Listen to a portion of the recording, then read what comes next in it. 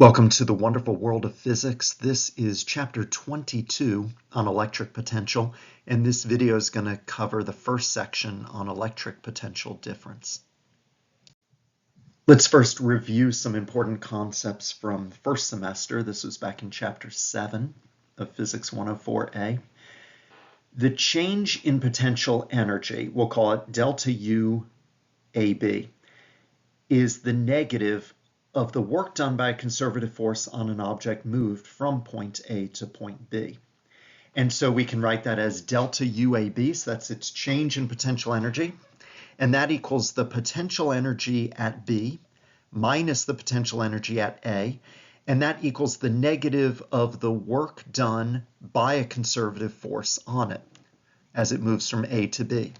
And that is the negative of the integral of the dot product F dr, or force times displacement. Now, if the force is constant, we don't need to work with that integral. We can just say that work is the dot product, or the scalar product, of the force vector and the displacement vector. Now, an example is gravity. Think about when something is ascending. It's going up, and you see this diagram down here to the right. Its displacement is up, force of gravity is going down. There's a 180-degree difference between those two vectors. And gravity is doing negative work. If it's going up, gravity is doing negative work, but its change in potential energy is the opposite of that. It's the opposite of work. So change in potential energy in this case is the potential energy at B minus the potential energy at A. And we skip ahead, it's a constant force, so we can say negative of force times displacement. Let's plug those in. We have the negative of force of gravity times displacement, and if we're taking the dot product, that's times cosine of theta. So force of gravity is mg, displacement we'll call delta y, cosine of that 180-degree angle is -1, and that equals the negative of the work done by gravity. So here we have these two equations in the box. Its change in potential energy is mg delta y. The work done by gravity as it moved from A to B is negative mg delta y. Now we're going to apply this to electrical fields. So consider a positive charge, Q, that is moved from point A to point B in a uniform electric field. And there's a picture there. We've got the electric field lines going to the left. It's going from A to B, from left to right, and it moves some displacement delta R.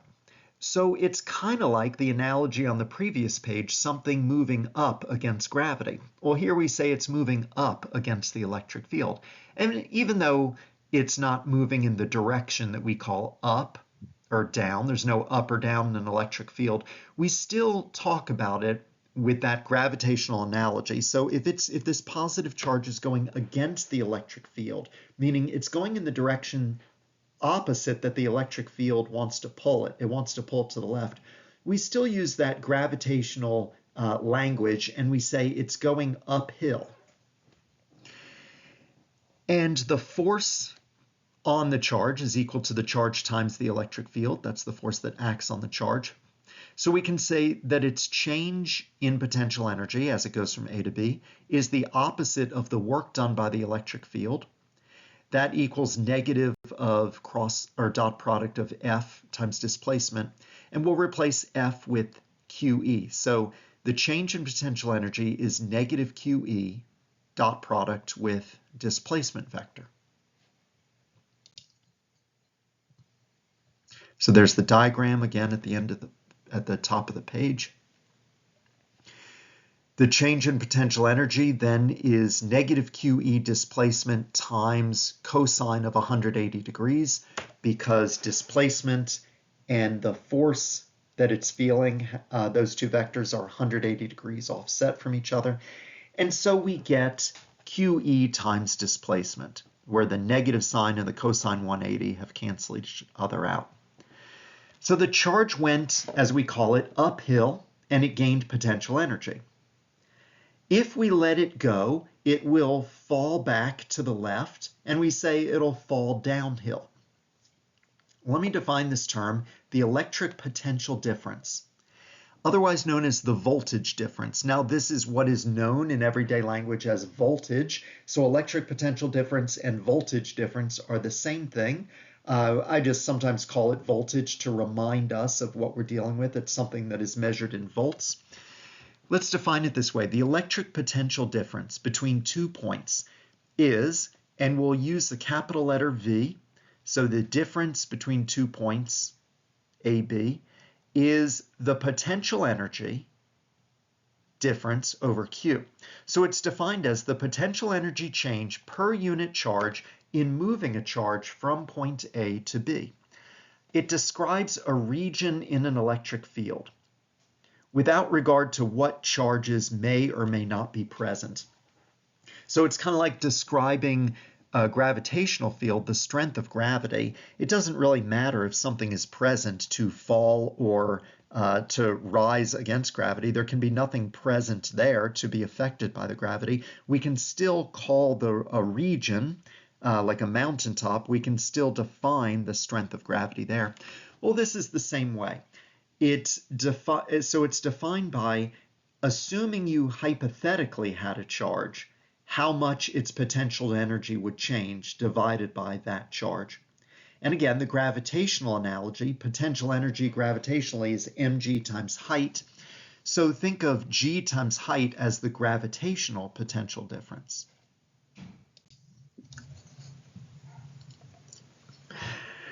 The change, or the voltage difference, the electric potential difference between points A and B, as I defined on the last page, is the change in potential energy of a hypothetical particle as it moves from point A to B divided by its charge, and that equals the negative of the integral from A to B of E, the electric field dotted with dr. Now, for a uniform electric field, we can get rid of that integration, and we can define that electric potential difference as the negative of E dotted with delta R. Now, in this case, delta R is the vector, it's the displacement vector that points from A to B. So let's look at this picture here. We have an electric field. Again, the field lines are going to the left. And we imagine a hypothetical charge being moved from point A to point B. So that's the displacement vector, delta R. And in the diagram, E and delta R, those vectors have 180 degrees between them. They're pointing in opposite directions. So in that case, we can say that the potential difference between points A and B is negative E delta R cosine 180 degrees, because that's what a dot product is. And so it's E delta R. All right, let's consider a moving positive charge moving along the path AB. So it's moving uphill through a positive potential difference. Going along the path from B to A, it's moving downhill through a negative potential difference. In this picture, let's have the charge go in the opposite direction from B to A. Then we can see, once again by the definition, the potential difference from B to A is the negative of the dot product of E and displacement. But now they are going in the same direction, so that cosine of theta becomes cosine of 0, which is 1, and we're left with negative E delta R. So it's going to a negative potential difference as it goes downhill, as it gets pulled in that direction. Notice also that potential difference is path independent. So even if it went this more circuitous route from B to A, it did some loops in the process. In the end, it doesn't matter. All that matters is we're looking at a starting point and a finishing point.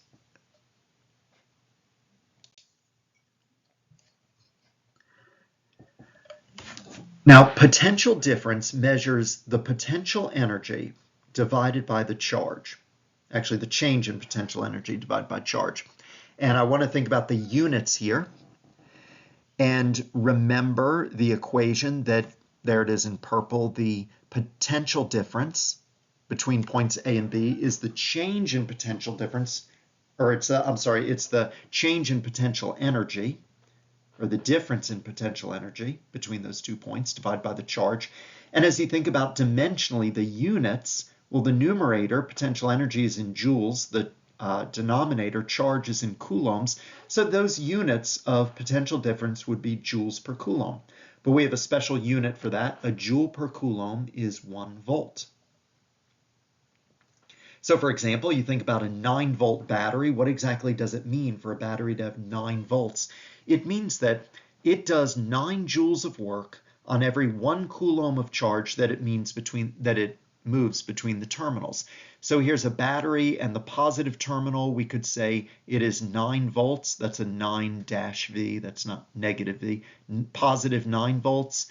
And we'll just say that the negative terminal is 0 volts. The point is that there's a 9-volt difference between those terminals. So in moving charges from one terminal to the other, it does 9 joules of work on every coulomb.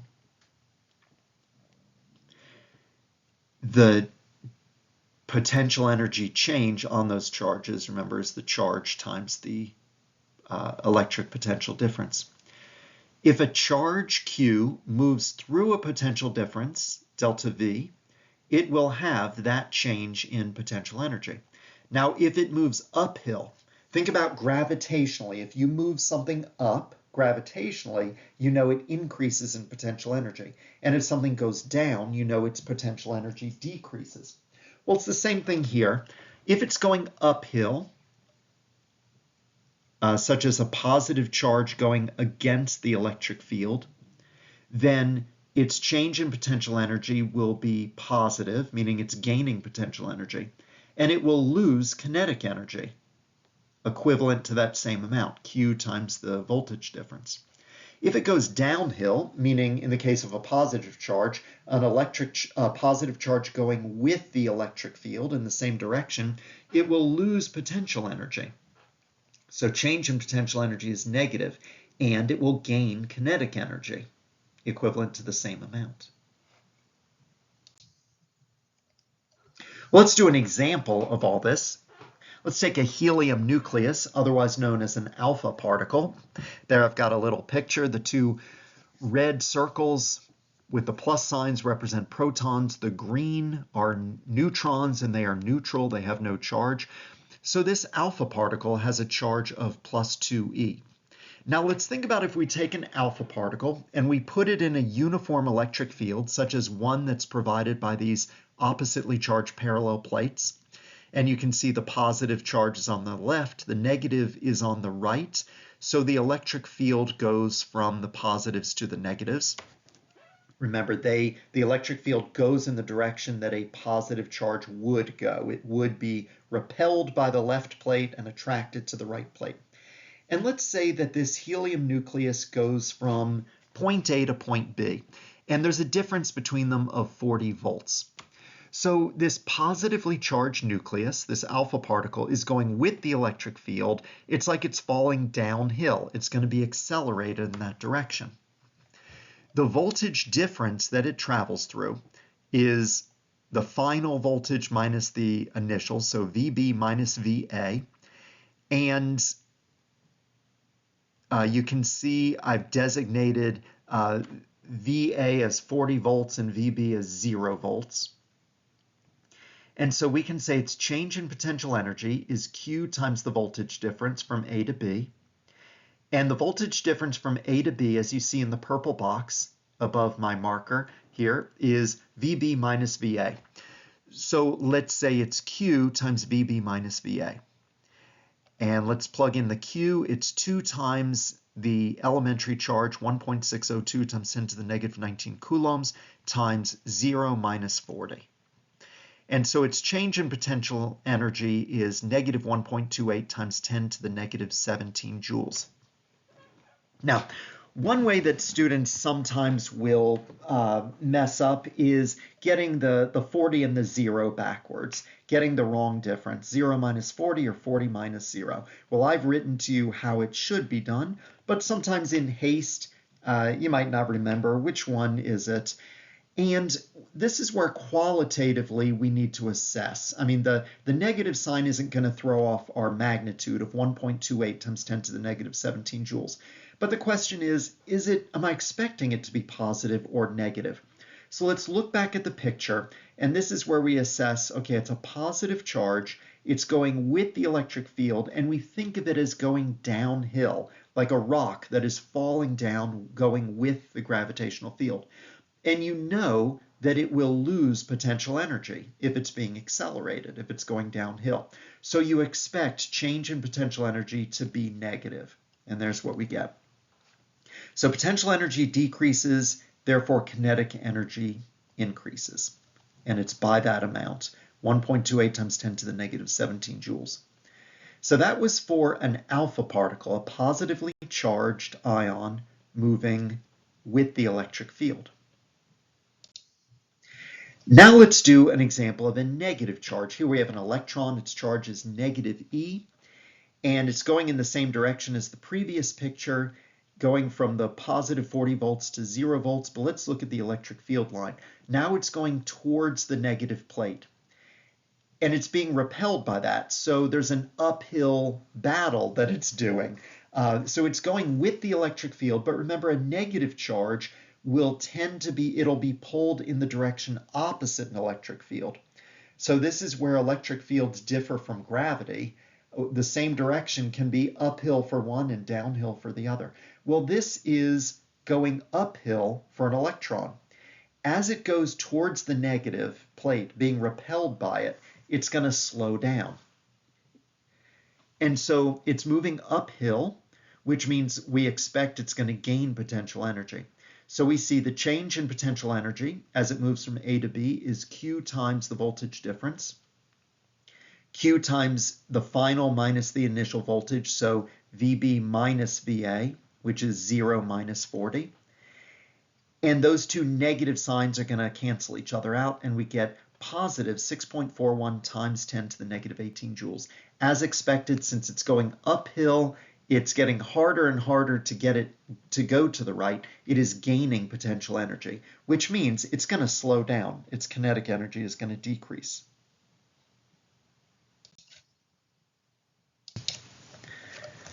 Now, regarding those past two examples, here's the big picture. The positively charged helium nucleus, and you see the picture down below, it is repelled by the left and it's attracted to the right. And so it naturally falls to the right as it goes to that lower potential, to that lower voltage.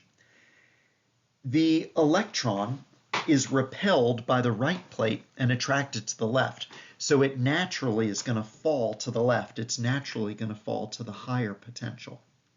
And by the way, electric field lines always point in the direction of lower voltage. So you can see in the picture here going from 40 to 0. They always point in the direction of lower voltage. It's the direction that a positive charge will fall. I want to talk now about a useful unit of energy. It is not an MKS unit, but it's called the electron volt. And it is actually the electron charge times a volt. And the symbol is EV, lowercase e, uppercase V. And you can think of it as the elementary charge, E, times 1 volt. An EV, an electron volt, is the energy gained by a particle with a charge of E when moving through a potential difference of exactly 1 volt. So let's think about that. We might be talking about a proton or an electron, but let's call it positive, a proton that is moving through 1 volt. So its change in potential energy is the charge times voltage, and that is 1E times 1V, and it's 1E times V, and we call that an EV, 1 electron volt. Now, if we had done that in MKS units, we would get the charge of 1.602 times 10 to the negative 19 coulombs times 1 volt, and we get 1.602 times 10 to the negative 19 joules. Therefore, what you see here in these underlined in purple, that's the conversion factor, that 1 electron volt is equal to 1.602 times 10 to the negative 19 joules. And that's actually a conversion that is given in the front flap of your textbook.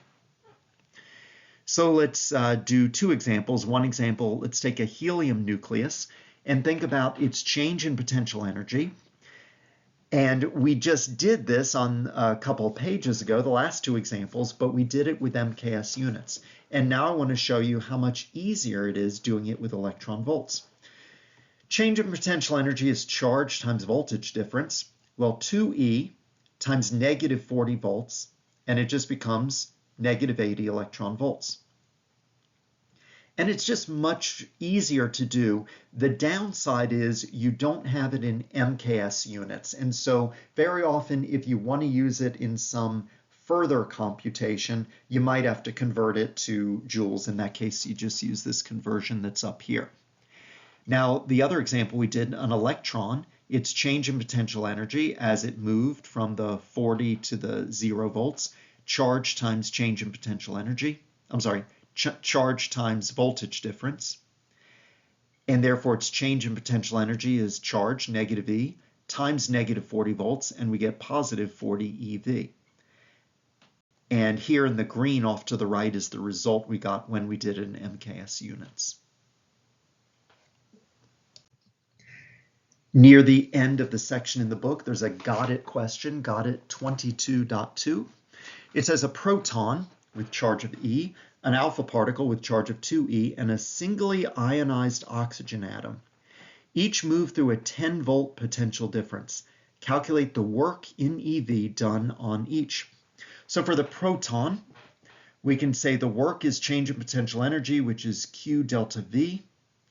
And so that's E times 10 volts. So the charge of E times the 10-volt potential difference. And it says 10 EV. For the alpha particle, it's a charge of 2E times 10 volts, and that's 20 EV. For the singly ionized oxygen atom, now singly ionized means that one electron has been stripped away from it. Oxygen has 8 protons, and if it's neutral, a neutral oxygen atom has 8 electrons. They balance each other out. You strip away an electron, and now you've got 8 protons and 7 electrons, so you have a charge of positive E. It's the same as the charge of a proton. It's one proton standing out. So the work done on each is E times 10V, and we get 10 EV, same as the proton.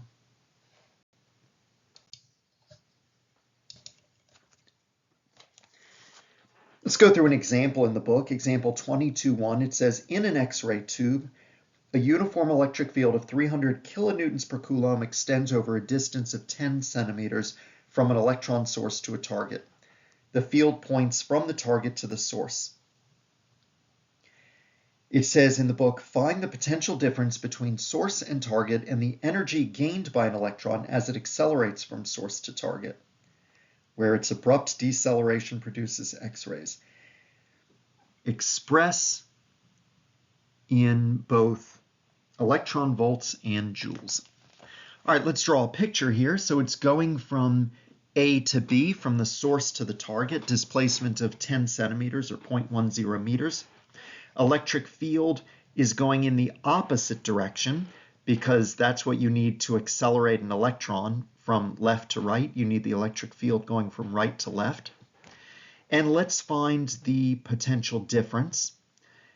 It is negative E vector times displacement with a scalar product there. So negative E times displacement cosine theta. And with the negative and the cosine of 180 degrees, those cancel out. So we're left with E times displacement. So whatever the electric field is times the distance between the 2 points in question, 3 times 10 to the 5th newtons per coulomb times 0.1 meters, and that is 3 times 10 to the 4th volts. So that's the voltage difference between the 2 points. An electron is negative, so it falls from A to B. And so if we think about its potential energy change, that's Q times the voltage difference. Doing this in electron volts, we can say negative E times the voltage difference, 3 times 10 to the 4th volts, and it's negative 3 times 10 to the 4th electron volts. It's negative, which means its potential energy went down, which means its kinetic energy goes up, and that's exactly what the X-ray machine's purpose is, to accelerate the electron through the electric field, and down the line it'll emit X-rays. Now if we convert that to electron volts, from electron volts to joules, here's the conversion, and we get negative 4.8 times 10 to the negative 15, or negative 4.8 femtojoules. And just remember, just want to iterate this here, the rule about the direction of electric field versus potential difference. Electric field lines always point in the direction of decreasing potential.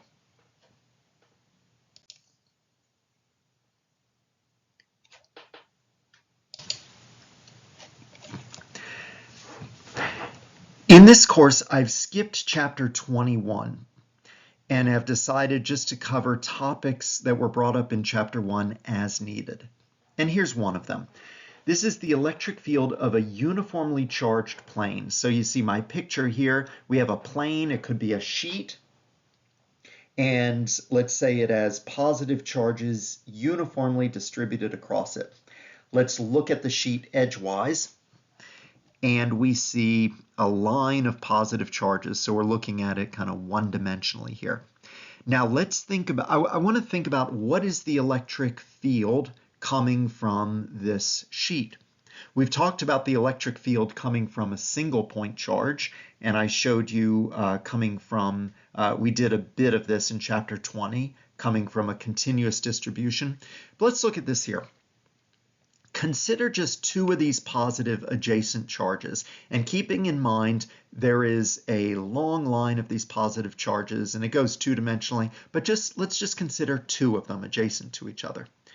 Well, the charge on the left is going to cause an electric field right at this point that I'm interested in, this point above the sheet. It's going to cause an electric field to go up and to the right. And the charge on the right is going to cause an electric field to go up and to the left. And there is a net charge. The left and the right components cancel each other out. And there's a net charge that's straight up. Now, then you have to take into account there's a positive charge more to the left and a positive charge more to the right, and they will cancel each other out. And then there's one further to the left and further to the right. And their electric fields are diminishing as you get farther away. But their X components are canceling out. Their Y components are adding more to this field. So the net electric field from, if you're in the middle of the sheet, the net electric field is straight up perpendicular to the sheet. The electric field is sigma over 2 epsilon naught. Now, again, this was covered more fully in chapter 21, section 4, but I'm just giving you the formula right now without going into the derivation of it all. But sigma is defined as the surface charge density. You were introduced to that back in chapter 20, and coulombs per meter squared. Epsilon naught is a constant that the Coulomb constant is based on, but epsilon naught is called the permittivity constant, also known as the permittivity of free space. It is 8.85 times 10 to the negative 12 coulombs squared per newtons meters squared. Now, where we get the Coulomb constant K from, which is not written in the front flap of your textbook, it is 1 over 4 pi epsilon naught, 8.9876 times 10 to the 9th newtons meters squared per coulomb squared. Epsilon naught, the permittivity of free space, is far more useful with a broader range of use than the Coulomb constant, and so epsilon naught is considered the fundamental constant, and K is just based off of that. So the electric field coming from a uniformly charged plane is perpendicular, and it is sigma, the surface charge density, divided by 2 epsilon naught. Notice that the electric field does not depend on distance. There's no mention of X or R or anything in there. However, the derivation assumes an infinite plane. So the smaller this plane, the derivation kind of falls apart. It assumes an infinite plane.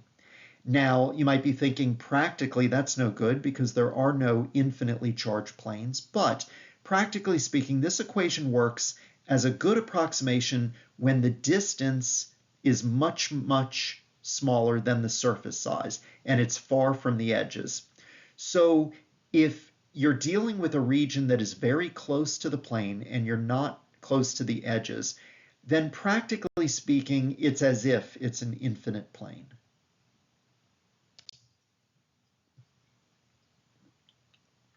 So here is that edge on with the charges, and we're considering maybe a point P right there, hovering right above the plane. So anywhere there near the middle of it and very close to it, we just say that the electric field is going perpendicularly up.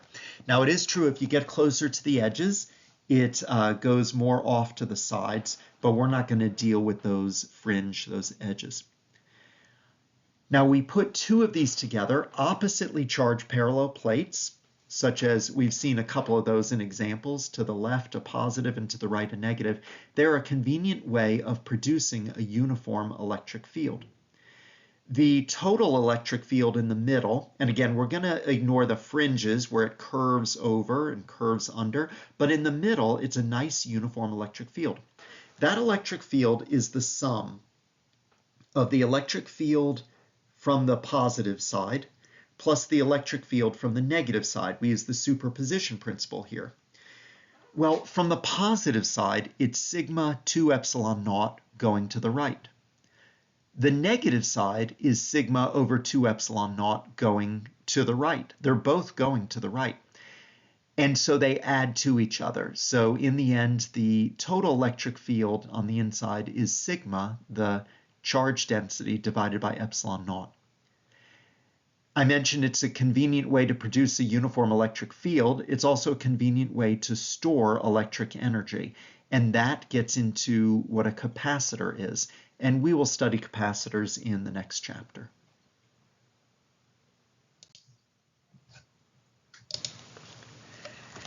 Let's look at example 22.2 in the book, Potential of a Charge Sheet.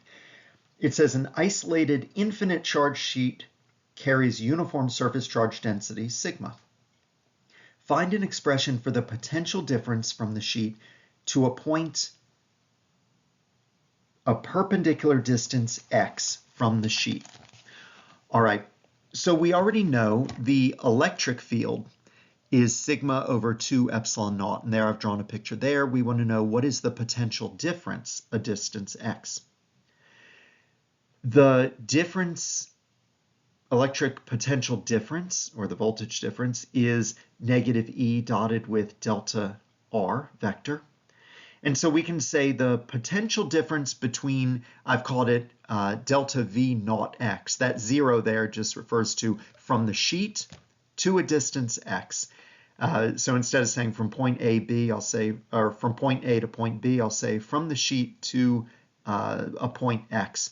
And that is negative EX, which just means it's going to be negative sigma x over 2 epsilon naught. So the result is the potential difference varies linearly with distance in a uniform electric field.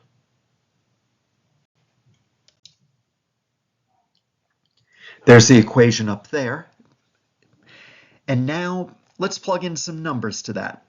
Let's say that sigma is 8.85 times 10 to the negative 10 coulombs per meter squared. Now that looks a lot like epsilon naught, and I came up with that number just actually so it'll make the math easier. So then if you plug it in, you plug in that sigma, and you're going to divide by 2 epsilon naught, what you're going to get is that the voltage difference between the sheet, which is here on the left in my picture, to some distance x is negative 50. And there I've shown what the units are doing, coulombs per meter squared times newtons meter squared over coulombs squared, and it all comes out to be newtons per coulomb times x. And so if it's negative 50 times x, then here, let's look at this picture. A distance 0 away, right at the sheet, it's just a voltage of 0. Plug in the numbers, and 10 centimeters away, it's negative 5 volts. 20 centimeters away, negative 10 volts, negative 15 volts, negative 20 volts. And I want you to see that the voltage is changing linearly. It's decreasing. I was about to say it's increasing. Well, the magnitudes are increasing, but it's going more and more negative, and it's changing linearly, meaning every 10 centimeters, it's changing by 5 volts. It's going down by 5 volts. As we move away from the sheet, we go to a lower potential. And remember, that is the direction that electric field lines go, to a lower potential, from 0 down to negative 20 volts. And so a positive charge will go downhill, losing potential energy. So you put a positive charge there, and it's going to get repelled away, going downhill, as we say. Before we close up this section, do some worked examples, just a quick review. The change in potential energy that a particle experiences as it goes from point A to point B is the difference in potential energy from the final, point B, minus the initial, point A.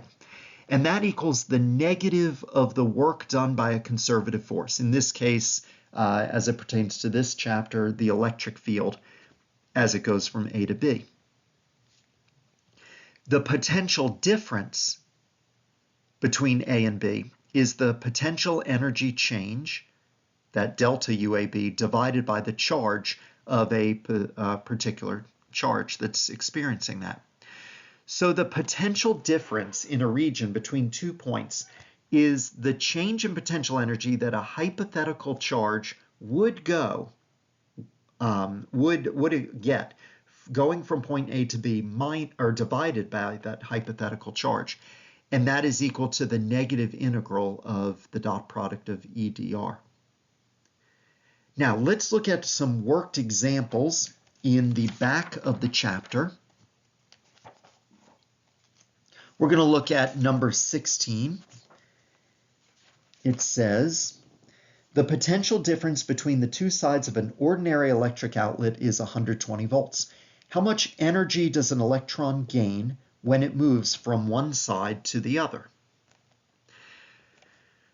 So the electron is going to move from the negative side to the positive side, repelled by the negative and into the positive.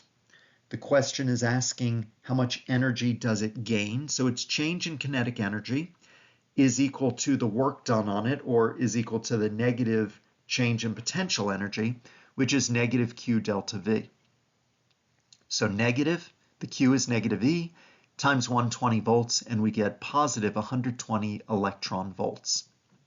If we want that in MKS units, there's the conversion. Actually, no, this isn't the conversion. This is just solving it with MKS units. In green, the negative times the charge, negative 1.602 times 10 to the negative 19 coulombs times 120 volts, and we get 1.9 times 10 to the negative 17 joules. Let's look at problem number 20. A charge of 3.1 coulombs moves from the positive to the negative terminal of a 9-volt battery. How much energy does the battery impart to the charge? So it's going from the positive at 9 volts to the negative 0 volts.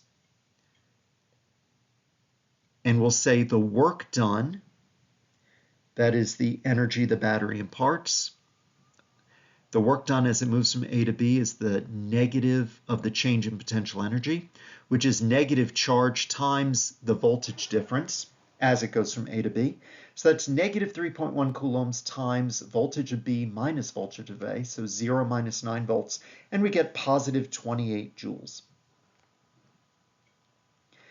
Problem number 22, the potential difference across a typical cell membrane is about 80 millivolts. How much work is done on a singly ionized potassium ion moving through the membrane? All right, how much work is done? There's a picture right there, our singly ionized potassium. Again, singly ionized means one electron's been stripped away from it, and between the balance of protons and electrons, we have a net positive E charge. And it's moving from point A to point B, from positive 80 millivolts to 0 volts. The work done is, and it's the same work that we did in problem 20, just with different quantities. So it's going to be negative Q times the voltage difference. Negative of, and here it's a positive E